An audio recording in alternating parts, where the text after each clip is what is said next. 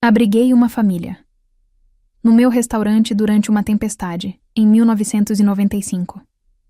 30 anos depois, meu restaurante faliu, mas um homem de terno apareceu com 3 advogados. É bom estar de volta.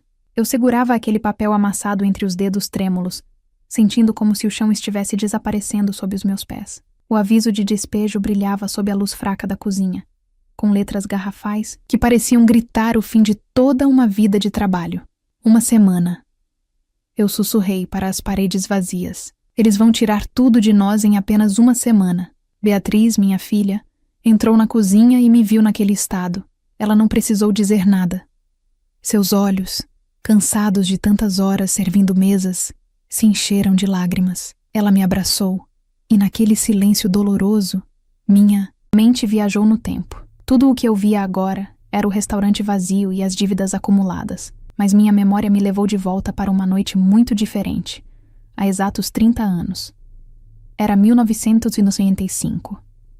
Eu era uma jovem viúva, carregando Beatriz ainda bebê no colo, tentando desesperadamente manter este pequeno lugar de pé.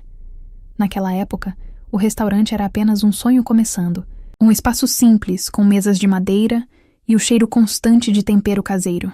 Lembro-me de que uma tempestade terrível assolava a região. O vento uivava lá fora como um animal ferido, e a chuva batia no telhado de zinco com uma força que me dava medo. Eu já havia fechado as portas, mas o barulho da água era interrompido por algo diferente, batidas urgentes na madeira da entrada. Quando abri, a cena partiu meu coração. Ali, sob o dilúvio, estava uma família. Um homem, uma mulher e um menino pequeno, de uns 10 anos, chamado Lucas. Eles estavam ensopados, tremendo de frio e com o medo estampado nos rostos. Não tinham para onde ir. O carro deles havia quebrado no meio da estrada e a escuridão da tempestade os havia cercado. Eu não pensei 2 vezes. Mesmo sendo uma mulher sozinha com um bebê, algo naqueles olhos me disse que eles precisavam de ajuda. Eu os abriguei. Naquela noite, eu não tinha muito. O movimento tinha sido fraco e as despensas estavam quase vazias. Eu tinha apenas uma panela de sopa de legumes quente no fogão, que seria o meu jantar e o de Beatriz. Sem hesitar, coloquei a sopa na mesa. Servi pratos, fundos e quentes, acompanhados de um pão que eu mesma tinha assado à tarde. Vi o brilho voltar aos olhos do pequeno Lucas, enquanto ele tomava aquela sopa. Eles ficaram comigo por 3 dias, até que a tempestade passasse e o sol finalmente desse as caras. Antes de partirem, o pai do menino tentou me pagar com as poucas notas que tinha, mas eu recusei. Eu sabia o que era passar necessidade. Na hora da despedida, o pequeno Lucas segurou minha mão com força. Ele tinha um olhar muito maduro para a idade. Ele me disse: "A senhora salvou a gente. Um dia, eu vou voltar para retribuir essa bondade." Eu sorri. Dei um beijo em sua testa e achei que era apenas a gratidão de uma criança. 30 anos se passaram desde aquele dia. 30 anos de lutas, de ver Beatriz crescer e se tornar meu braço direito. O restaurante prosperou por muito tempo, tornando-se o coração do bairro, mas a vida tem caminhos tortuosos. Há 15 anos aceitei Renato como meu sócio. Eu precisava de ajuda com a administração, e ele parecia o homem perfeito para o cargo. Educado, eficiente e dedicado.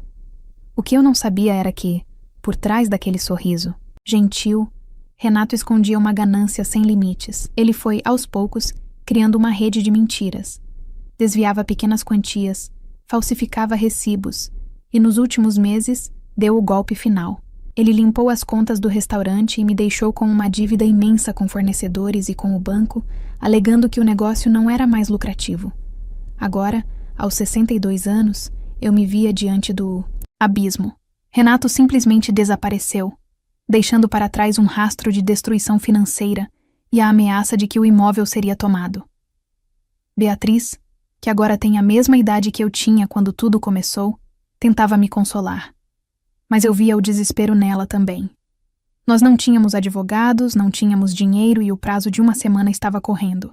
Eu olhei para o fogão, o mesmo lugar onde fiz aquela sopa em 1995, e senti um vazio imenso. Será que toda a minha honestidade e trabalho duro terminariam assim? Eu tinha dado comida a quem tinha fome e abrigo, a quem tinha frio, mas agora, quem estaria lá por mim? O restaurante estava silencioso, as cadeiras empilhadas sobre as mesas, e o cheiro de desânimo parecia impregnar as paredes. Beatriz pegou minha mão. Mãe, vamos lutar até o último minuto, ela disse, tentando forçar mas nós duas sabíamos que precisávamos de um milagre. O banco não queria saber de histórias de bondade. Eles queriam os números que Renato tinha roubado. Eu fechei os olhos e, por um breve momento, desejei que aquela chuva de 30 anos atrás voltasse, para lavar toda essa dor e me trazer uma resposta. O que eu não imaginava era que a resposta já estava a caminho, vestida de terno e acompanhada pela força da lei. O tempo de colher o que foi plantado estava chegando, e o destino estava prestes a bater à minha porta mais uma vez. Faltavam apenas 6 dias para o prazo final. O restaurante estava mergulhado em um silêncio que me machucava a alma. Eu passava o pano nas mesas, não porque houvesse clientes, mas porque não sabia o que fazer com as minhas mãos trêmulas. Beatriz estava no balcão, organizando alguns papéis, quando o barulho de carros parando em frente à nossa porta chamou sua atenção. Olhei pela vidraça e vi 3 veículos escuros e luxuosos. Pensei que fossem os oficiais de justiça chegando mais cedo para nos expulsar. Meu coração disparou. 3 homens de terno cinza desceram primeiro, segurando pastas de couro, com rostos sérios e profissionais. Mas foi o 4º homem que mudou a energia do lugar. Ele vestia um terno azul marinho impecável e caminhava com uma postura de quem sabia exatamente onde estava indo. Beatriz se impertigou, claramente intrigada com aquela presença imponente. Mãe, quem são eles? Ela sussurrou, mas eu não tive tempo de responder. O sino da porta tocou e o grupo entrou. O homem de terno azul parou no meio do salão e respirou fundo, como se estivesse sentindo o aroma de lembranças antigas. Seus olhos percorreram cada detalhe das paredes, do balcão, e finalmente pousaram em... Eu saí de trás do balcão, limpando as mãos no avental. Pois... Não? Posso ajudar os senhores? No momento não estamos servindo refeições, eu disse com a voz falha. O homem deu um passo à frente. Ele tinha um rosto forte, mas um olhar que transbordava uma doçura inesperada. Ele me observou por alguns segundos, em silêncio, e vi seus olhos brilharem. Com um meio sorriso, ele fez a pergunta que me paralisou. A senhora ainda faz aquela sopa de legumes que salvou minha família há 30 anos? Eu senti minhas pernas fraquejarem. A voz dele era profunda, mas havia um tom de gratidão que ecoou em cada canto daquela sala. Como disse? Perguntei, sem acreditar. Ele não respondeu com palavras. Em vez disso, abriu a carteira e tirou uma fotografia antiga, já amarelada pelo tempo e com as bordas gastas. Ele estendeu a foto para mim. Meus dedos tremeram ao pegá-la. Na imagem, tirada bem ali no meu restaurante, estavam um homem, uma mulher e um menino magro, de cabelos desalinhados e sorriso tímido, segurando uma colher. Ao fundo, dava para ver o meu fogão antigo e um pedaço do meu avental daquela época. Lucas, eu sussurrei, as lágrimas começando a cair sem controle. É você, o pequeno Lucas? Sim, dona Sara, sou eu, ele respondeu com a voz embargada. Eu prometi que voltaria, não prometi? Demorei mais do que gostaria, mas eu nunca esqueci o sabor daquela sopa, e principalmente o calor da sua bondade naquela noite de tempestade. Beatriz se aproximou, olhando da foto para o homem à nossa frente. Ela estava em choque. Lucas se virou para ela e fez um cumprimento educado.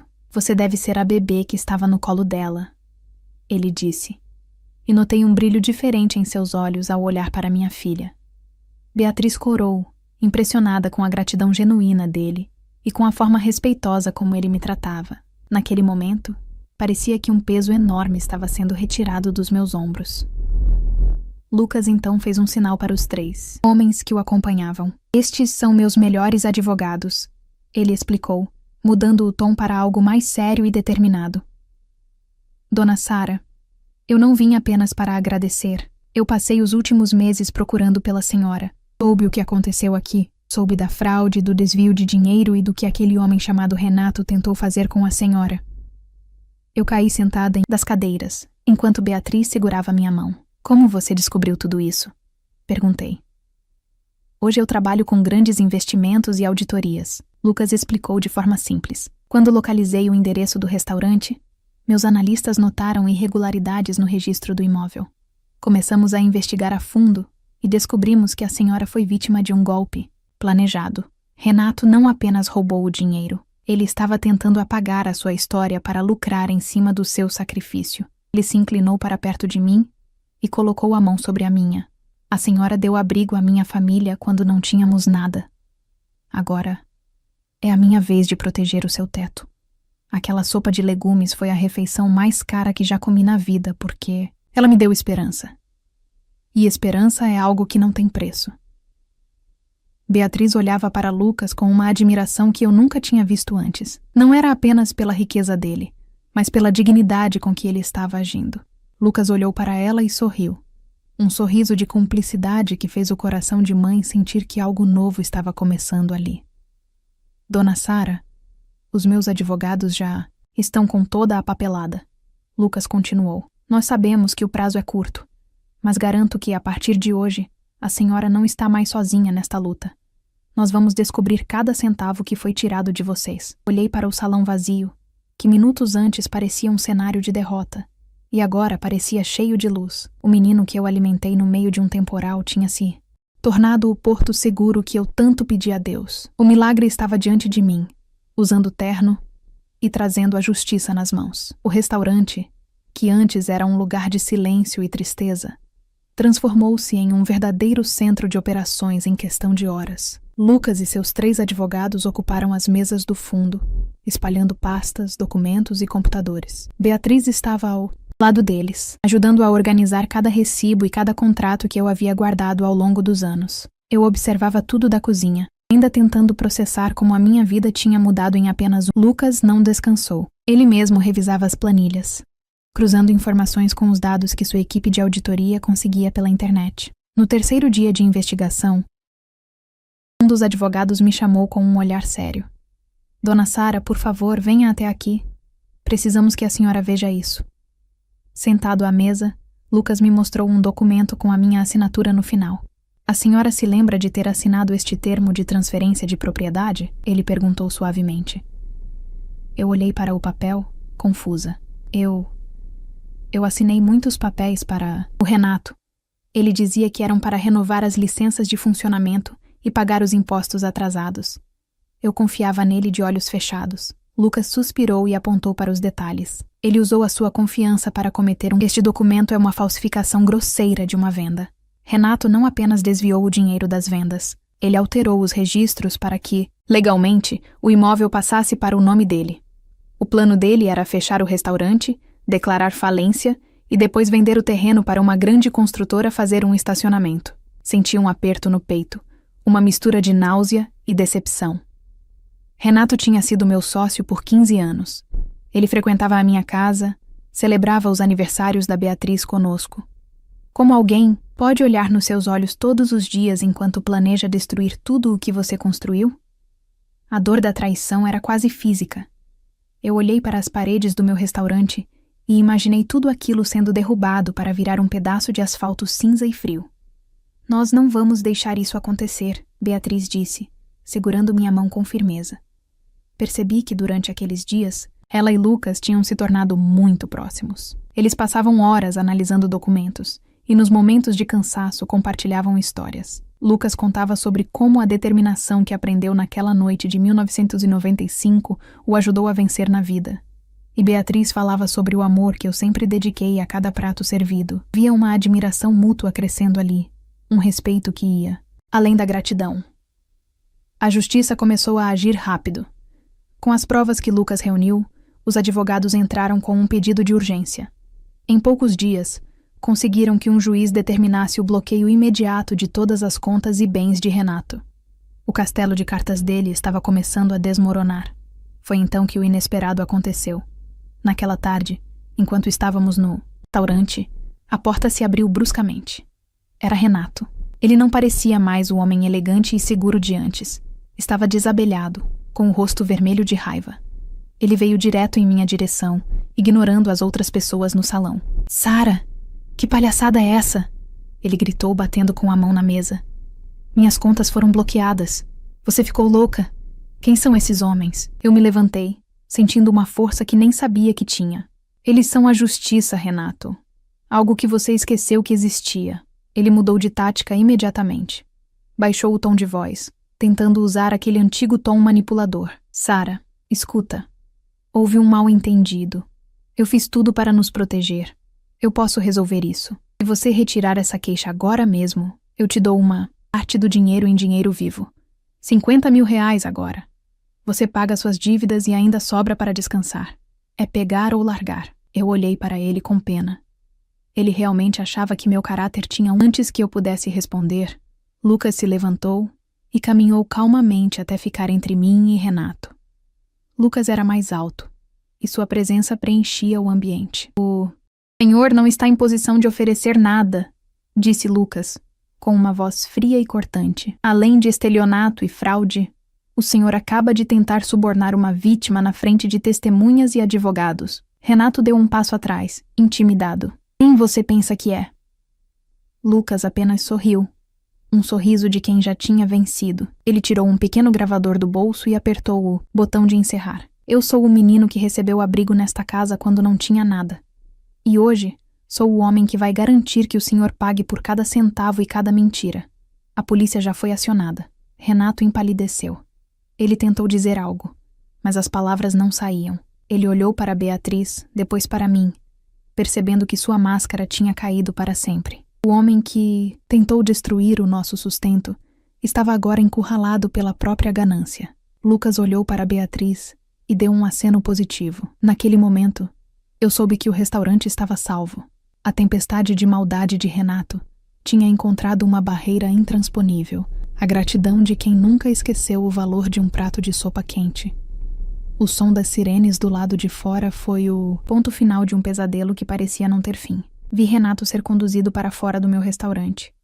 Não mais como o sócio arrogante que tentou me destruir, mas como alguém que finalmente teria que encarar as consequências de seus atos. O processo foi rápido, graças à eficiência da equipe de Lucas. Renato foi condenado a 8 anos de prisão por estelionato e falsificação de documentos, além de ser obrigado a pagar uma indenização milionária que devolveu cada centavo que ele havia desviado ao longo dos anos.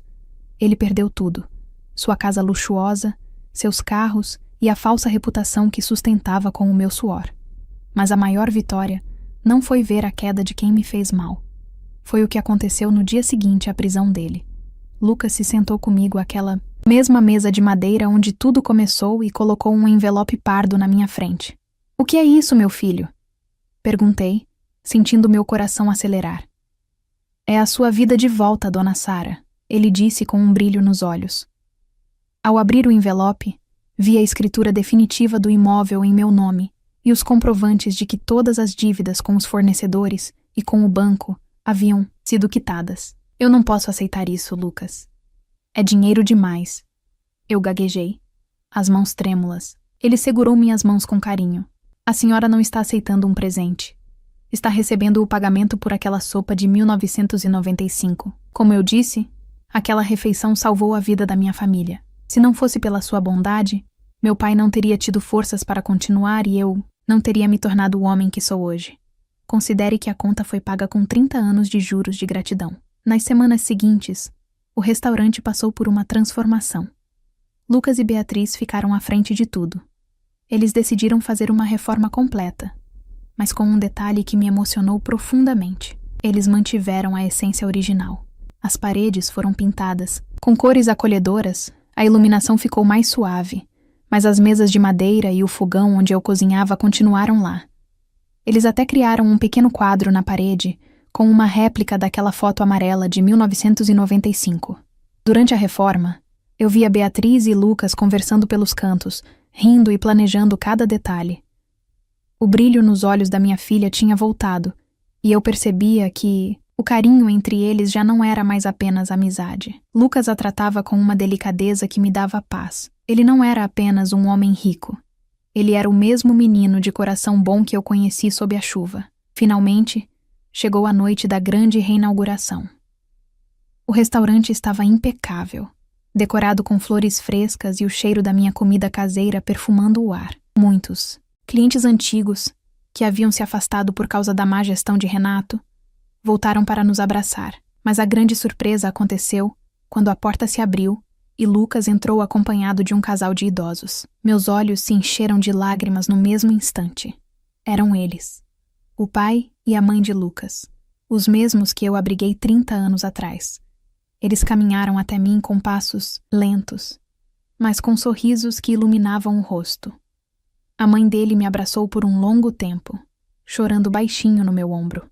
Obrigada por não ter fechado a porta naquela noite, ela sussurrou. Foi um encontro de almas que o tempo não conseguiu apagar. Servimos o jantar, e o prato principal, claro, foi a minha sopa de legumes especial. Estávamos todos sentados, formando uma grande família, quando Lucas se levantou e pediu a atenção de todos. Ele olhou para Beatriz, pegou a mão dela e, com uma voz cheia de emoção, disse: "Neste lugar, eu aprendi que um pequeno gesto de amor pode mudar o destino de uma pessoa. Dona Sara mudou o meu. E agora, Beatriz, eu quero saber se você aceita caminhar ao meu lado para que possamos, juntos, continuar espalhando essa semente." Ele a pediu em namoro ali mesmo, na frente de todos nós. Beatriz, com os olhos radiantes, aceitou com um beijo casto, e o restaurante rompeu. Eu abençoei o casal com todo o meu coração, sentindo que a vida tinha se encarregado de colocar cada peça no seu devido lugar. Enquanto a noite avançava e o som das risadas preenchia o ambiente, eu olhei para a foto na parede e depois para o meu salão cheio. A tempestade de 1995 tinha passado. A tempestade causada por Renato também tinha ido embora. O que restava agora era um jardim florido de gratidão e amor. Aprendi que a bondade nunca é desperdiçada. Ela é como um pão lançado sobre as águas que, depois de muito tempo, volta para nos alimentar quando mais precisamos. Minha casa estava salva, minha filha estava feliz, e meu coração, enfim, estava em paz.